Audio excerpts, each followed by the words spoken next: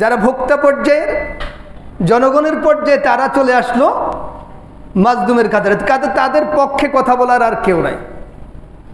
তেলের দাম কত বাড়লো আর ভাড়া কত পার্সেন্ট বাড়লো, রাস্তায় কত পার্সেন্ট আদায় করা হয়, আমরা যারা সাধারণ নাগরিক রয়েছি আমাদের আয় ইনকাম কি ততটুকু বেড়েছে কিনা, নাকি আমাদের উপর সেটা জুলুম হচ্ছে? সেক্ষেত্রেও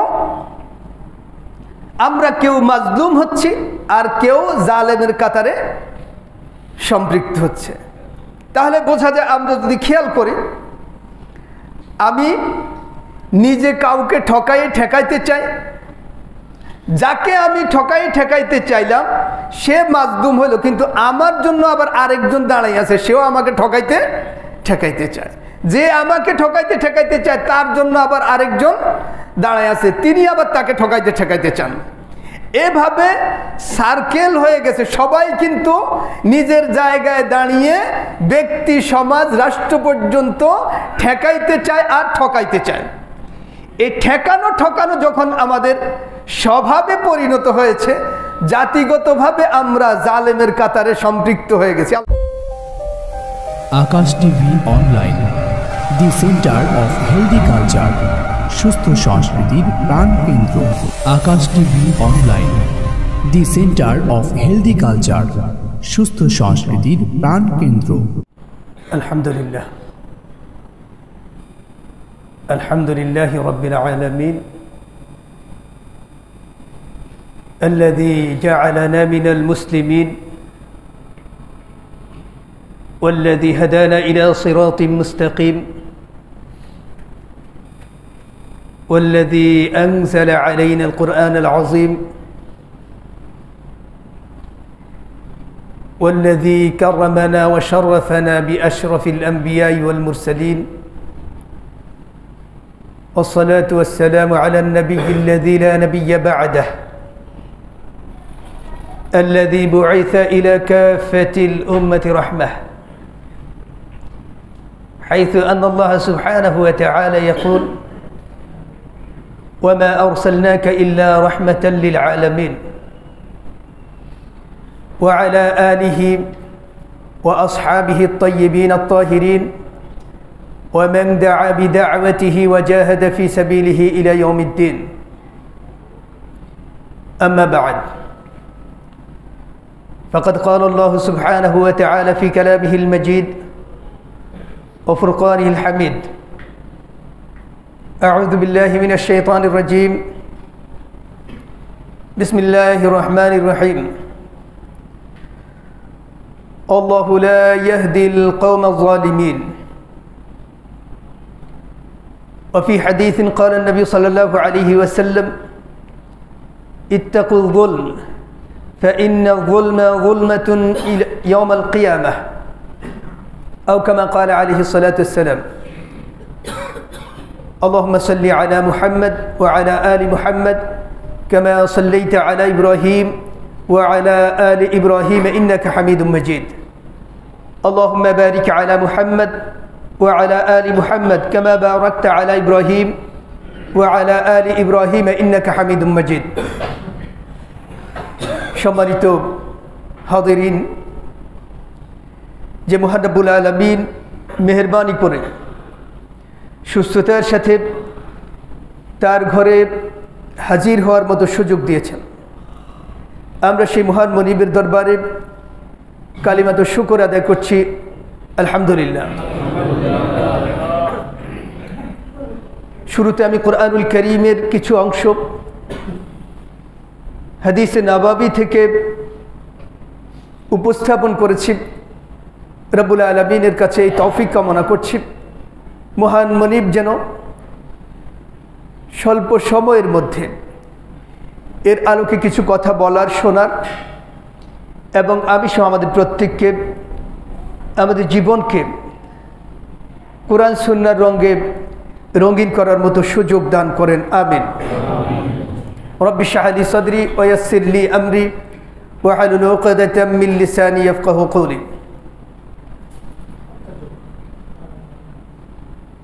আল্লাহ সুবহানাহু ওয়া তাআলা তার কালামে হাকিমে বলছেন, আউযু বিল্লাহি মিনাশ শাইতানির রাজিম, বিসমিল্লাহির রহমানির রহিম, আল্লাহু লা ইয়াহদিল কওমাজ জালিমিন। আল্লাহ সুবহানাহু ওয়া তাআলা জালেমদেরকে সঠিক পথ দেখান না। হাদিসে নববীতে মুহাম্মদুর রাসূলুল্লাহ সাল্লাল্লাহু আলাইহি ওয়াসাল্লাম বলছেন, ইত্তাকুয যুলম, তোমরা জুলুমকে ভয় করো। ফাইন্না যুলমা যুলমাতুন, কারণ এই জুলুমটা অন্ধকার হবে ইয়াউমাল কিয়ামা, কিয়ামতের দিন। আল্লাহ আমাদেরকে হেফাজত করুন। এখন আমরা একটা শব্দ জুলম অহরহ আমরা ব্যবহার করি, আমাদের খুব জানা, কিন্তু ব্যক্তি থেকে শুরু করে রাষ্ট্র পর্যন্ত জুলুম থেকে, জালেম হওয়া থেকে আমরা অনেকেই খালি না। আমরা প্রথমে দেখি জুলম শব্দটা আরবি অভিধানের অর্থ কি লিখেছে। জুলম শব্দটাকে আরবি অভিধানে লিখেছে, ওয়াদউ শাই ফি গায়রি মাওদিহি, কোনো বস্তুকে, কোনো কিছুকে তার অপাত্রে রাখা, এটাই হচ্ছে জুলম। যাকে যে ক্ষেত্রে যতটুকু দেওয়া দরকার তাকে সেক্ষেত্রে ততটুকু না দেওয়া, কম কিংবা বেশি করা, এটা জুলম। এটাকে যদি আমরা একটু আরো সহজ ভাষায় বুঝতে চাই, সেটা হলো কারো দুর্বলতার সুযোগ নিয়ে তাকে ঠেকিয়ে তাকে কম কিংবা বেশি দিতে কিংবা নিতে বাধ্য করা, এটা হচ্ছে জুলম। দুর্বলতার সুযোগ বলতে সহজে আমরা যদি বুঝি যে এই পণ্যটা আমার দরকার, আপনি বুঝতে পেরেছেন যে না তার দরকার, স্বাভাবিক সেক্ষেত্রে লাভ করার বাজারের একটা রীতি আছে। আপনি ভাববেন যেহেতু সে ঠেকেছে, ঠেকায় তার কাছ থেকে বহুগুণ বেশি নেওয়ার একটা সুযোগ সৃষ্টি হয়েছে। তাকে ঠেকায় যদি এভাবে বহুগুণ নেওয়া হয় তাহলে এটাই জুলম। তাহলে জুলম শব্দটা আমরা যদি এভাবে বুঝি তাহলে আমাদের কাছে স্পষ্ট, আমরা যে ব্যক্তি পর্যায়ে আছি অনেক ক্ষেত্রেই এই জুলুম করে থাকি। সামাজিক পর্যায়ে আমরা অনেকেই জুলুম করে থাকি, রাষ্ট্রীয় পর্যায়ে আমরা জুলুম করে থাকি। আমরা যদি কিছু উদাহরণ এক্ষেত্রে সামনে আনি তাহলে আমরা বুঝব যে আসলে আমি ব্যক্তিগত পর্যায়ে কোনো জুলুম করি কিনা, আমি জালেমের কাতারে পড়ি কিনা। আমরা যেখানে যে যে পেশায় রয়েছে কিংবা যে যে নিজের কর্মক্ষেত্রে রয়েছে, সেই কর্মক্ষেত্রে যদি আমি সুযোগ গ্রহণ করে কাউকে ঠকাই কিংবা ঠেকাই তাহলে আমি সেখানে জুলুম করলাম। যেমন আমি একজন শিক্ষক, আমার কাজ হচ্ছে ছাত্রদেরকে পাঠদান করা। আমি যদি আমার পাঠদানের কাজটা শ্রেণীকক্ষে করার কথা, সেটা যদি আমি সেখানে তাদেরকে পরিপূর্ণ হক আদায় না করে তাদেরকে আলাদাভাবে আমার সাথে যোগাযোগ রক্ষা করতে কিংবা আলাদা পয়সা দিয়ে আমার সাথে পড়াশোনা করার জন্য বাধ্য করি, এটাও আমি জুলম করব, আমি জালেম। ব্যবসায়ীদের কথা তো আমরা বললাম। ব্যবসায়ী যদি বাজারে দ্রব্য কম কিংবা কৃত্রিম সংকট সৃষ্টি করে দ্রব্যের দাম বাড়াই দেয়, ক্রেতাকে তো কিনতেই হবে, তেল কিনতেই হবে, ডাল কিনতেই হবে, চাল কিনতেই হবে, যেটা ছাড়া জীবন বাঁচে না, এটা তাকে কিনতে হবে। সুতরাং তাকে বাধ্য করা যে স্বাভাবিক বাজার মূল্য যা তার চাইতে অনেক বেশি তার উপর চাপিয়ে দেওয়া, এটা জুলম। যিনি করছেন কিংবা পেছন থেকে যারা করাচ্ছেন এরা প্রত্যেকেই জালেমের কাতারে। অনেকেই আছে আমাদের, তিনি সরাসরি করেন না কিন্তু কলকাঠি তিনি নাড়েন, সিন্ডিকেট তিনি করেন কিন্তু বাজারে তিনি থাকেন না, পিছনে বসে তিনি সিন্ডিকেট করেন, বাজারে তিনি না থেকেই তিনি তার অংশ পেয়ে যান। যারা এটা করেন তারও জালেমের কাতারে। এরপর ক্ষমতার খাটানো। আমার যে ক্ষমতা যেখানে আছে আমি যদি সেই ক্ষমতাটাকে কারো উপর অপব্যবহার করি, বেচারা দুর্বল তার উপর অধিক পরিমাণে কাজ চাপাই দিলাম কিংবা তাকে ঠেকাই দিলাম, এটাও আমি জুলম করলাম, আমি জালেমের কাতারে আসলাম। কিংবা সামাজিকভাবে একজন ব্যক্তিকে হেস্তনেস্ত করা কিংবা তার মান সম্মান নষ্ট করা, তার সম্পদ নষ্ট করা, এই কাজগুলো আমরা যারা করি তারও জুলুম করলাম, জালেমের কাতারে আসলাম। আজকে এই জুলুম কিন্তু ব্যক্তি পর্যায়ে নাই, সামাজিক পর্যায়ে আছে, রাষ্ট্রীয় পর্যায় পর্যন্ত জুলুম চলছে। তার মানে আমরা জাতিগতভাবেই জালেমের কাতারের সম্পৃক্ত হয়ে গেছি।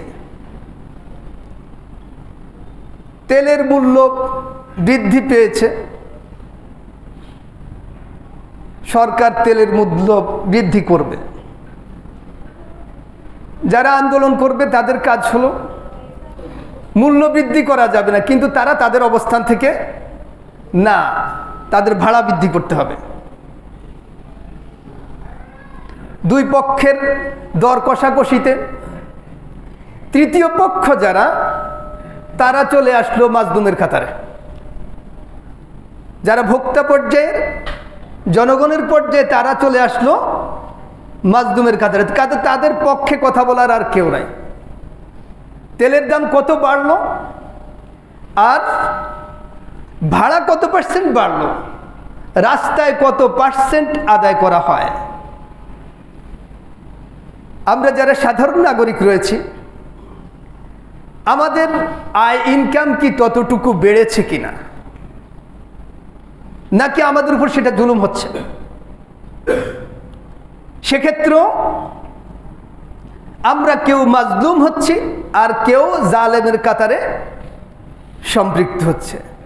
তাহলে বোঝা যায় আমরা যদি খেয়াল করি, আমি নিজে কাউকে ঠেকাইতে চাই, যাকে আমি ঠেকাইতে চাইলাম সে মাজলুম হলো, কিন্তু আমার জন্য আবার আরেকজন দাঁড়াই আছে, সেও আমাকে ঠেকাইতে চায়।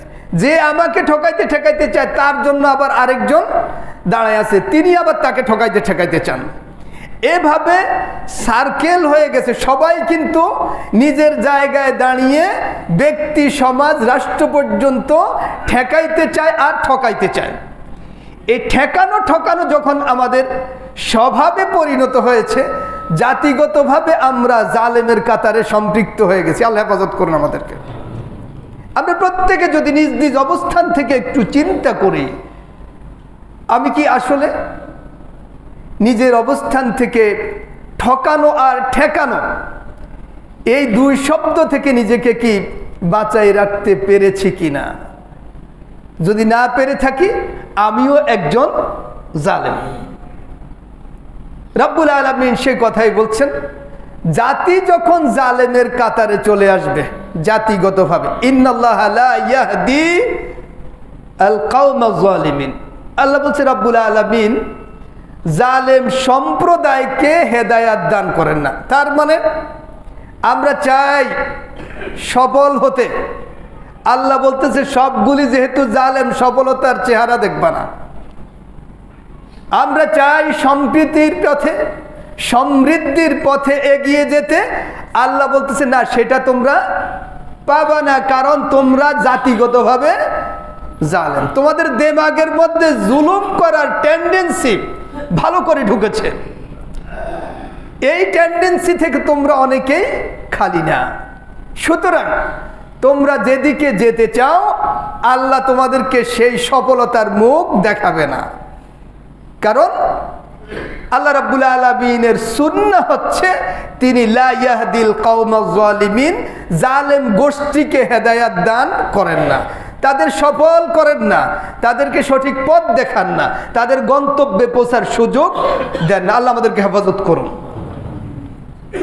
আমাদের বোধোদয় হওয়া দরকার সকল ক্ষেত্রে, আমরা কে কোথায় কার সাথে এই জুলুম করে যাচ্ছে। রব্বুল আলামিন বলছেন, ওয়া ইন্না লিল্লাযীনা যালামু আযাবান দুনা যালিক, বলছে যারা এভাবে জালেম হয়ে যায় তাদের আখিরাতের বড় শাস্তির আগে দুনিয়াতেও আরো একটা শাস্তি হয়ে যাবে। তার মানে আখিরাতের শাস্তি তো আছেই, আখিরাতের শাস্তির আগেও দুনিয়াতে আরো শাস্তি তাদেরকে ভোগ করতে হবে। এর অন্যতম আমরা বললাম, দুনিয়ার শাস্তি হচ্ছে যেতে চাই কিন্তু যাওয়ার উপায় নাই, সফল হতে চাই কিন্তু সফল হচ্ছি না, সুখ চাই কিন্তু সুখ পাওয়া যায় না, সমৃদ্ধি উন্নতি চাই কিন্তু উন্নতি হচ্ছে না, শুধুই আমরা পেছনে যাচ্ছি। কারণ জাতিগতভাবে যখন টেন্ডেন্সি এমন হয়েছে, আমরা শুধু পেছনেই যাচ্ছি, সামনে অগ্রসর হওয়ার সুযোগ পাচ্ছি না। এটা আখিরাতের শাস্তির আগে দুনিয়ার শাস্তি। রব্বুল আলামিন সূরা বনী ইসরাঈলে বলছেন, যখন কোন জাতির এই টেন্ডেন্সিটা দেখা দিবে নেতৃত্ব স্থানীয় ব্যক্তির মধ্যে, ইদা আরাদনা আন নুহলিকা ক্বরিয়া আমারনা মুতরাফিহা ফাফাসাকু ফিহা, যখন কোন জাতির টপ লেভেলের ব্যক্তিরা জুলুম করতে শুরু করে,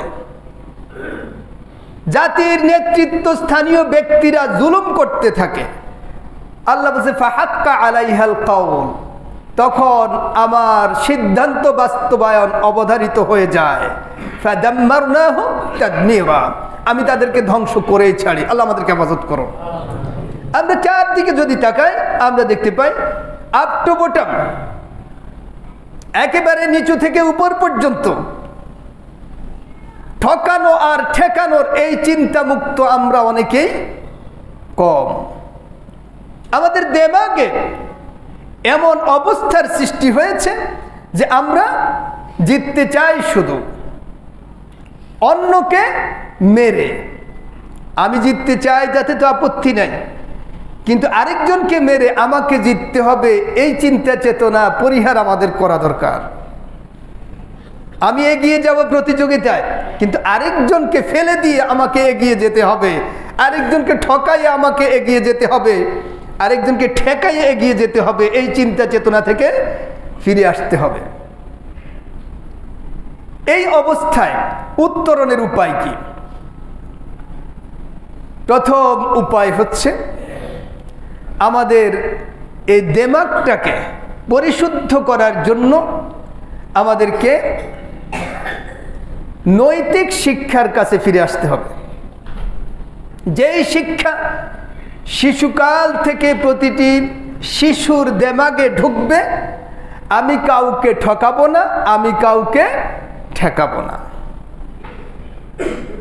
কারো উপর আমি জুলুম করব না, কারো অধিকার নষ্ট করব না, সব সময় সত্য কথা বলো, সৎ পথে চলবো। এই কথাগুলো কোরআন সুন্নাহর শিক্ষার বাইরে খুঁজে পাওয়া যায় না। এই নৈতিক শিক্ষা আমাদের সর্বক্ষেত্রে ছড়িয়ে দিতে হবে। আমাদের আজকের শিশুদের, কোমলমতি শিশুদের অন্তরের মধ্যে, দিমাগের মধ্যে এই চিন্তা চেতনা ঢুকাতে হবে, আমি কোনোদিন কাউকে ঠকাবো না, কারো উপর জুলুম করব না, সত্যের পথে থাকবো, সত্যের পথে চলবো, অন্যায় সমর্থন করব না, অন্যায়ের সাথে থাকবো না। এই চিন্তা চেতনা যদি ইসলামী শিক্ষা, নৈতিক শিক্ষা থেকে জাতির মধ্যে ঢুকায়ে দেওয়া যায়, খুব স্বল্প সময়ের ব্যবধানে এদেশের যারা নেতৃত্ব দেবে তারা কাউকে ঠকাবেও না, ঠেকাবেও না, জালেমের কাতারে তারা সম্পৃক্ত হবে না। দ্বিতীয় অবস্থা, আমরা যারা দিমাগের মধ্যে ঢুকেই গেছে, অনেক পর্যায়ে করেই ফেলেছি, তাদের জন্য রাসূল সাল্লাল্লাহু আলাইহি ওয়াসাল্লামের প্রেসক্রিপশন যে তুমি যদি জুলুম করেই থাকো তাহলে তোমার জন্য এখন করণীয় কি? সহিহ আল বুখারীতে আল্লাহ রাসূল সাল্লাল্লাহু আলাইহি ওয়াসাল্লাম বলছেন, মান কানাত মাযলিমাতান লিআখিহি, কেউ যদি জুলুম করে ফেলে তার ভাইয়ের উপর, তাহলে সে কি করবে? ফালইয়াতাহাল্লালহু মিনহু, সে যেন তার সাথে এটা মীমাংসা করে নেয়। এ ভাই, তোমার ইজ্জত নষ্ট করছি, তোমাকে ঠেকাইছি কিংবা তোমাকে ঠকাইছি, তোমার উপর আমি জুলুম করেছি কোনো না কোনোভাবে। এখন আমার বোধোদয় হয়েছে, কারণ দুনিয়া বড় স্বার্থপর, দুনিয়া কাউকে রাখে না, লোভ দেখায়, লোভ দেখায় ডাকে, কিন্তু পড়ন্ত বিকেলে তাকে আর সে মূল্যায়ন করে না, খালি হাতে বিদায় করে দেয়। অনেক লোভ দেখায়, অনেক স্বপ্ন দেখায় দুনিয়া, কিন্তু শেষ বিকেলে সব স্বপ্ন ধূলিসাৎ করে সে খালি হাতে তাকে বিদায় করে দিতে বাধ্য করে। আল্লাহ রাসূল বলছেন এইরকম অবস্থা প্রত্যেকেরই হবে।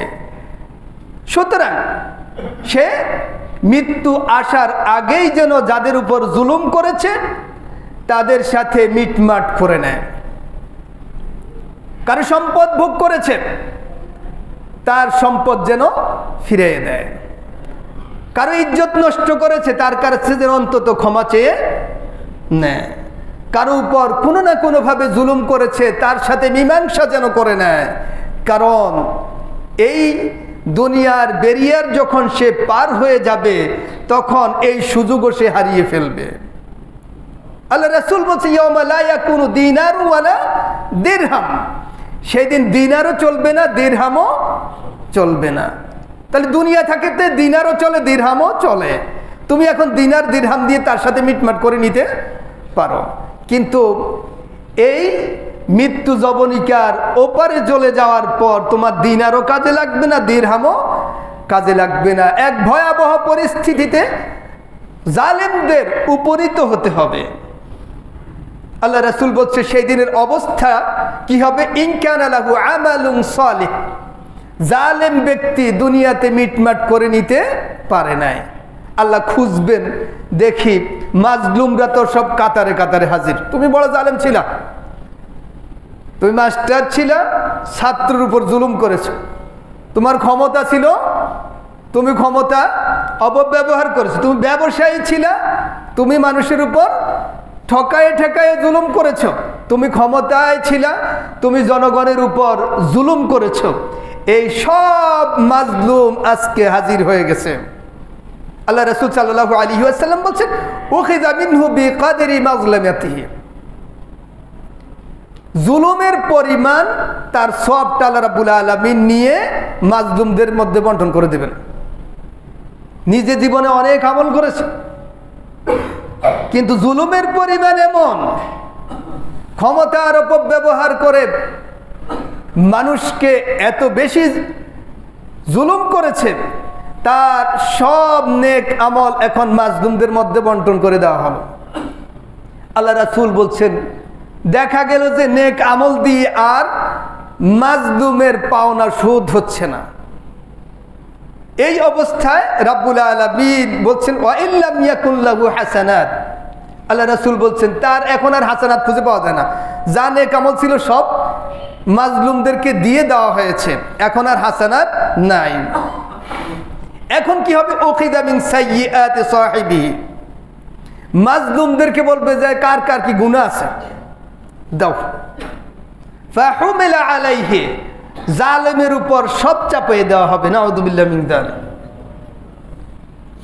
তাহলে দুনিয়াতে অনেক আমল, অনেক নেক, অনেক তাহাজ্জুদ, অনেক হজ, অনেক যাকাত, কিন্তু জীবনের কোনো না কোনো সময়ে ব্যক্তির সম্পদ নষ্ট করা হয়েছে, ব্যক্তির উপর জুলুম করা হয়েছে, কিংবা রাষ্ট্রের সম্পদ নষ্ট করা হয়েছে, জনগণের উপর জুলুম করা হয়েছে। একজন ব্যক্তি কিন্তু সহজে ব্যক্তির কাছে ক্ষমা চেয়ে নিতে পারে। 18 কোটি মানুষের উপর যদি জুলুম করা হয়, 18 কোটি মানুষের সম্পদ যদি নষ্ট করা হয়, তাদের কাছে তো ক্ষমা চাওয়া সম্ভব নয়।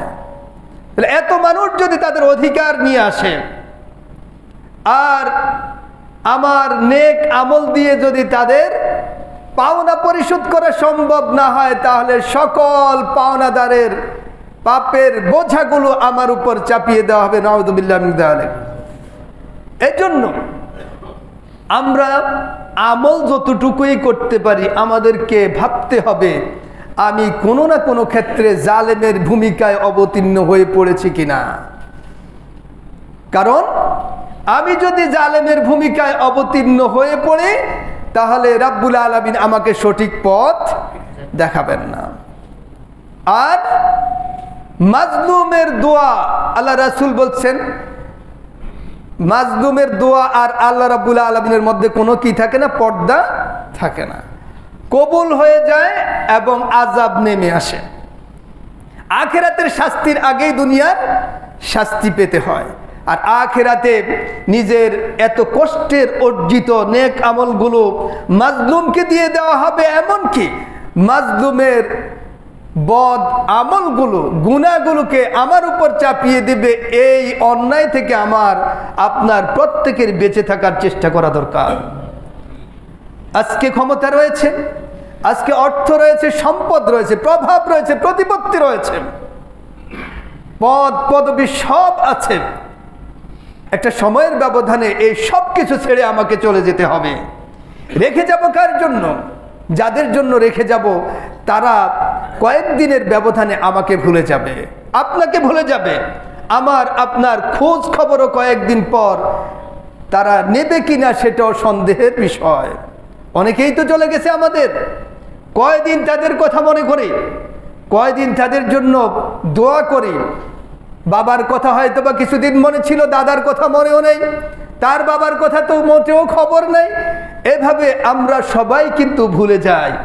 আমরা যারা ভুলে যাই, আমাদেরকে কি মনে রাখবে আমাদের পরবর্তী প্রজন্ম? এই আশা করা একেবারেই দুরাশা, হতাশা। কাজেই আমরা প্রত্যেকে নিজ নিজ ক্ষেত্র থেকে চেষ্টা করি আমি যেন কারো উপর জুলুম না করি। যদি করে থাকি তাহলে অবশ্যই আমি তার কাছ থেকে ক্ষমা চেয়ে নিই, কিংবা তার হক আদায় করে দেই। আমার সন্তান, আমার পাড়া প্রতিবেশী প্রত্যেককে নৈতিক শিক্ষা দান করি, তারা যেন ভবিষ্যতে জালেমের ভূমিকায় অবতীর্ণ না হয়। দেশ জাতি সুখী সমৃদ্ধশালী হওয়ার জন্য জুলুম এর এই বড় অপরাধ থেকে প্রত্যেকে বেঁচে থাকা উচিত। আল্লাহ রাব্বুল আলামিন আমি আমাদের প্রত্যেককে জুলুম থেকে বেঁচে থেকে আমাদের ব্যক্তি, পরিবার, সমাজ, রাষ্ট্র পর্যন্ত সকল মানুষের অধিকার প্রতিষ্ঠা করার মতো সুযোগ দান করুন। আমরা ভয়াবহ শাস্তি থেকে দুনিয়ায় বেঁচে থাকি, আখিরাতে রব্বুল আলামিনের শাস্তি এবং আমার নেক আমল অন্যজন নিয়ে যাবে সামনে কষ্টের এই বিষয়, তার বদ আমল আমার উপর চাপিয়ে দিবে, এই রকম পরিস্থিতি থেকে আমরা সবাই বেঁচে থাকতে পারি। আল্লাহ তৌফিক দান করুন, আমিন। আকুল কওলি হাযা লি ওয়া লাকুম ওয়া লিসাইরিল মুসলিমিন আস্তাগফিরুল্লাহ ফাস্তাগফিরু ইন্নাহু হুয়াল গফুরুর রহিম। Akash TV online, the centre of healthy culture, সুস্থ সংস্কৃতির প্রাণকেন্দ্র। Akash TV online, the centre of healthy culture, সুস্থ সংস্কৃতির প্রাণকেন্দ্র।